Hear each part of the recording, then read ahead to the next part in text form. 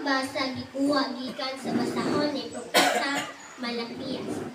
Miingon ang Ginoo nga labing gamhanan, ipadala ko ang akong sinugo pag-andam sa dalan nga akong giagian.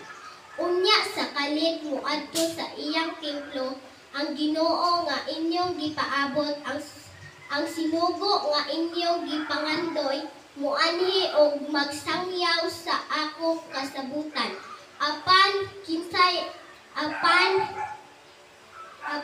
kinsay mulahutay sa adlaw sa pag-abot niya kinsa may makaharong inigpadayag na niya sama siya sa kalayo nga nagputli sa puthaw ug sama sa isog nga sabon. Muanhi siya aron sa paghukom sama sa magputli sa plata. Hinluan niya ang mga pari. Ingon sa pagputli sa plata o bulawan unya maghalad sila sa Ginoo sa husto nga matang sa mga halad. Unya ang mga halad nga dad-on sa katawhan sa Juda o sa Jerusalem ngadto sa Ginoo makapahimuot na kaniya sama kaniadto. Mga igsoon, ang pulong sa Ginoo. Salamat sa Dios. Kinsa kining hari sa himaya, siya mao ang Ginoo. Kinsa kining hari sa himaya, siya mao ang Ginoo. Alsaha o mga ganghaan ang inyong marko, pataas kamo mga karaang pultahan aron musulod ang hari sa himaya. Kinsa kining hari sa himaya, siya mao ang Ginoo. Kinsa kining hari sa himaya, ang Ginoo mapusganon og gamhanan, ang Ginoo gamhanan sa gubat. Kinsa kining hari sa himaya, siya mao ang Ginoo. Asa o mga gamhanan ang inyong marko, pataas kamo mga karaang pultahan aron musulod ang hari sa himaya. Kinsa kining hari sa himaya, siya mao ang Ginoo. Ang pagbasa ginotlo gikan sa sulat ngadto sa mga Hebreo.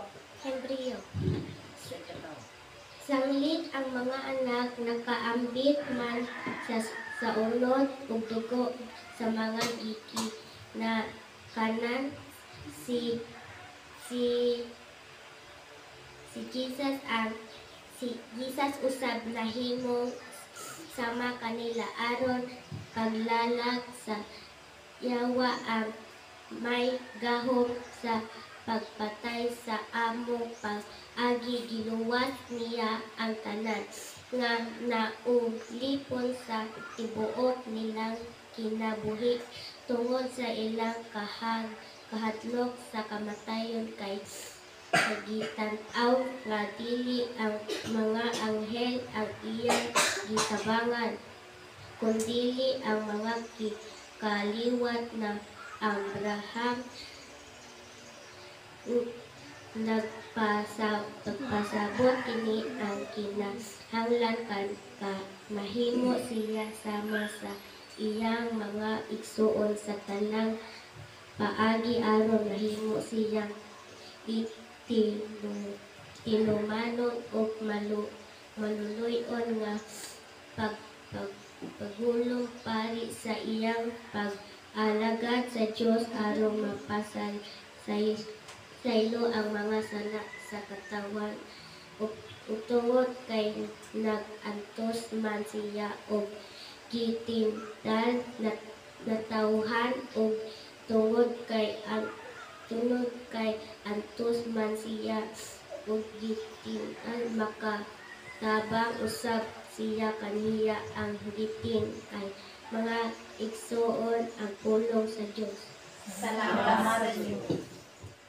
Alang sa tinogyanan sa imong simbahan sa Santo Papa ang obispo o mga kaparian nga ibubo kanila ang gasa sa Espiritu Santo aron maoy maghatag kanila og kahayag sa pagpadayon sa ilang pag-alagad sa imong katawan. Mag-ampo kita sa Ginoo. Ginoo, palilaba ang imong kahayag. Alang sa mga namumunaan sa atong nasod o sa tibuok kalibutan, nga unta ang ilang pagserbisyo mahisubay o pinasikad sa katarungang kaanggayan o gugma alang sa kahiusahan sa tanang katawan. Mag-ampo kita sa Ginoo. Ginoo, palilaba ang imong kahayag. Alang sa atong mga kaigsuunan nga puno sa kabalaka o kahadlok, sa kadtong na puno sa kalibutan nga pangaddoy nga unta ilang mamatikdan ang kahayag ni Kristo aron maoy magiya kanila ang tinuuray ang kalipay dili nato maangkon diyang ning kalibutan ang mag-ampo kita sa Ginoo. Ginoo, palilaba ang imong kahayag. Alam ka natong tanan.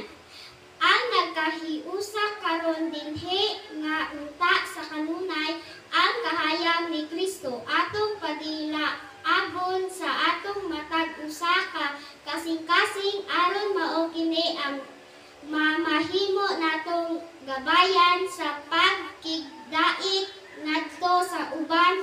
Mag-ampo kita sa Ginoo. Ginoo, palilaba ang imong kahayag. Mag-ampo kita sa hilom alang sa atong kaugalingon katuyuan